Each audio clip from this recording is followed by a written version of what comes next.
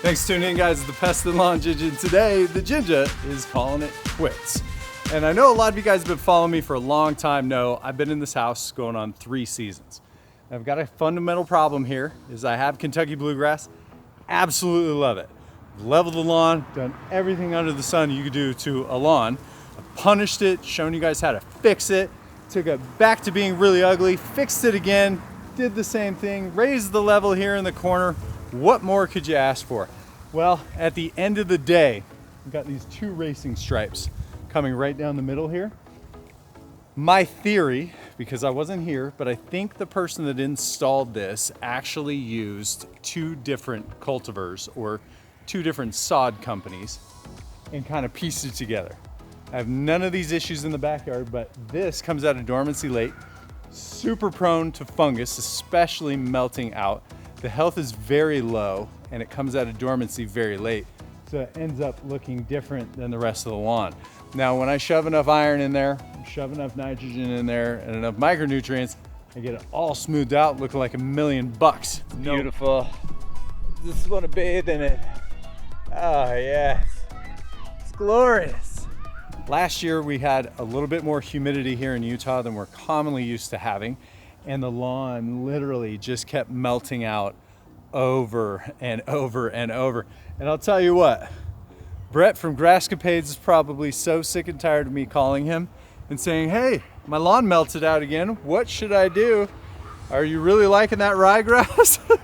So I'm just gonna smoke it, and I'm gonna give you some tips and tricks on how to properly get rid and kill your lawn out. So step number 1 in the process is going to be to mow the lawn and to scalp it down. My lawn doesn't need to do that because it's already at about a 1/2 inch to 1/4 of an inch. So I'm not concerned about that. But for those of you at home, first thing to do is to mow it. When it comes to scalping the lawn, the name of the game is seed to soil contact. Now, ideally, we want to get this lawn down to a 1/2 inch or less. Now, for a lot of you guys out there, you don't have a mower that goes down to 1/2 inch. 1 inch totally suffices. Just keep in mind, it may be physically impossible to get your lawn from 3 inches all the way down to 1/2 inch in one mow. So you may have to step your mower down with multiple mows in the same day, and there's absolutely nothing wrong with that. Now, if you haven't been keeping great care of your lawn and you notice you have a ton of dead debris or dead matter coming out of the lawn during this process of lowering it, it might be good to run a dethatcher or a power rake over the lawn as well to remove the excess matter so you get good seed to soil contact. Step number 2 is not going to be as obvious as it sounds, but I like to force some growth by using some fertilizer. Now, I'm gonna go with the higher rate on the bag because I also want this step to be my starter fertilizer. Now, this is consideration that I'm going to be seeding my lawn in the next 2 to 3 weeks. Now, it's very common to use a starter fertilizer like a 10-10-10, 11-11-11, or a 12-12-12. Now, I'm going to modify this a little bit because in my area, we're already mid to high in phosphorus, so I don't need to keep pushing phosphorus. So I'm going to use the ProPete 1358. Now, there's a lot of things I like about this product, especially for seeding. Number 1 is coated in peat moss, which slows the flow of the nitrogen down. Now, if you overdo your nitrates, you run the risk of burning your seed and you get less germination. Now, peat moss has a tendency to hold 7 times its mass in water, so that's also going to help seed germination. Last but not least, the pros of this product is it can last up to 90 days in the soil. So even if I put a healthy amount of 1 pound to 1.25 pounds down, it's going to slowly release over the course of 90 days, which is perfect for seeding. Step number 3 is selecting a non-selective herbicide that meets your needs. Now, for my lawn, I'm going to be using a product called Eraser. Now, this is the dreaded glyphosate. I'm going to die. Well, we're going to be very careful with it so we don't die. But what it does is anything that it touches, it's going to kill. Now, the reason why I want to use glyphosate is twofold. Number 1, the active ingredient, studies have shown that it's gone within 72 hours. It's really fast, but it will travel through the plant and it will kill everything. Now, I have what's called Kentucky bluegrass, and it's got a series of rhizomes underneath the ground that are all interconnected.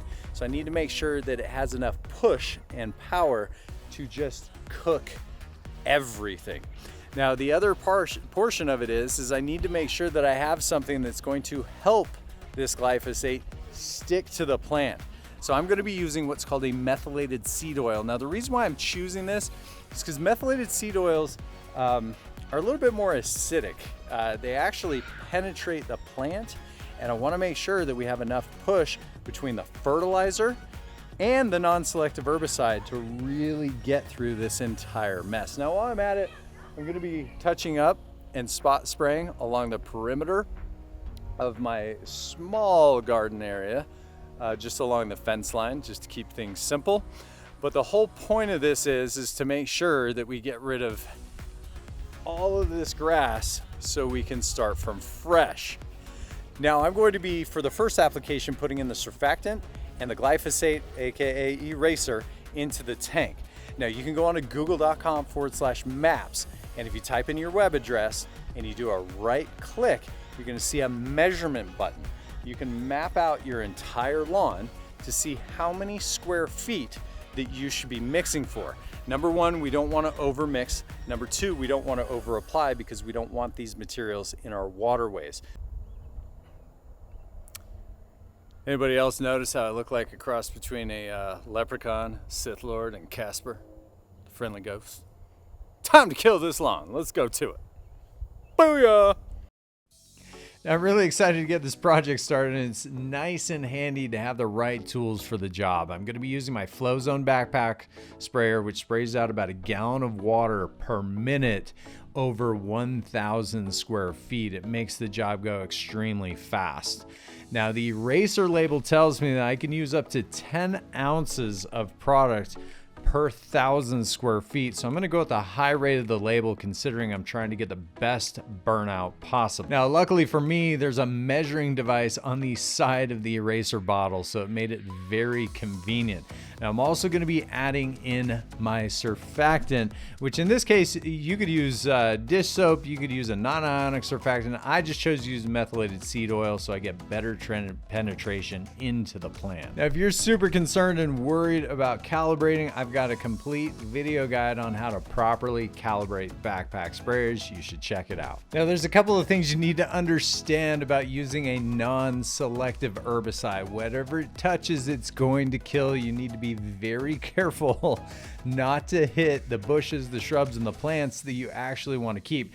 Now, you'll notice here that I'm walking backwards. The reason why I'm doing this is because I want to limit the amount of spray that I get on the bottom of my feet in case I accidentally walk on plants or grass that I want to keep, because whatever this stuff touches ends up dying. Now, I've been on lawn assessments where I've literally seen footprint trails where people have sprayed in like a planter box area and then shortly after walk through their lawn. So it is a thing that does happen. Now, you want to hold off on watering your lawn for a minimum of 2 hours or until it is thoroughly dried and chemically adhered to the plant. Now, eraser travels through the plant very quickly. Now, this is beneficial because it allows me to be able to start seeding within 7 days after the application, which sounds crazy, but it's totally true. Now, due to the fact that the Kentucky bluegrass is extremely hardy, I'm planning on doing a second application within 2 weeks, just to make sure that the Kentucky bluegrass is nice and fried out. Now, about 3 hours later, after the eraser has dried, I chose to go over my lawn with a separate product called Tenacity. Now, Tenacity is one of those unicorn products. It's called a selective pre-emergent.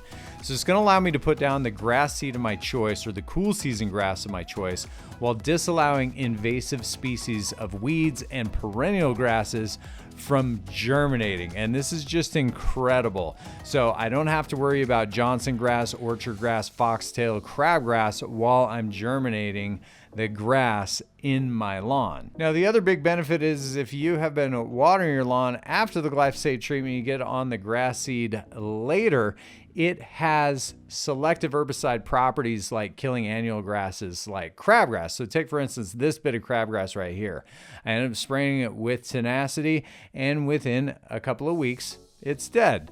So this is extremely convenient when you're planting grass seed. Now, the downside to Tenacity is The pre-emergent only lasts about 2-3 weeks at a time. It is not a true long-lasting pre-emergent like barricade or dithiopyr. Now, if you're going to be seeding cool season grass or a grass type listed on the Tenacity label, you are not going to want to miss this step. It is more than worthwhile.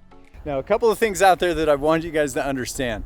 Although the glyphosate travels through the plant pretty fast, within about 72 hours. Per the product label, you really shouldn't touch the lawn or mow it or do anything with it for about 7 days at a time. And I get a little frustrated because it's worse than watching paint dry, but you've got to be patient. All right, here we are 3 weeks later, and I'll tell you why. I ended up doing the first dose of glyphosate mixed with the Tenacity. I came back a week later, like the label said. I did another dose, but it wasn't quite enough to get it all. I still had a few spots that were still green. Kentucky bluegrass is fighting me the whole entire way, so I had to spot spray through these ruts and a couple other areas, and I wanted to give it about 5 to 7 days before we did anything else. But on to our next journey, guys, into the suck of leveling. So I got this dirt, and we'll see you on the next round. If you guys have any questions, comments, or concerns, hit me up down below. You know I'd love to help you guys out. Until next time, guys, Pest and Lawn Ginja. We're slaying lawns.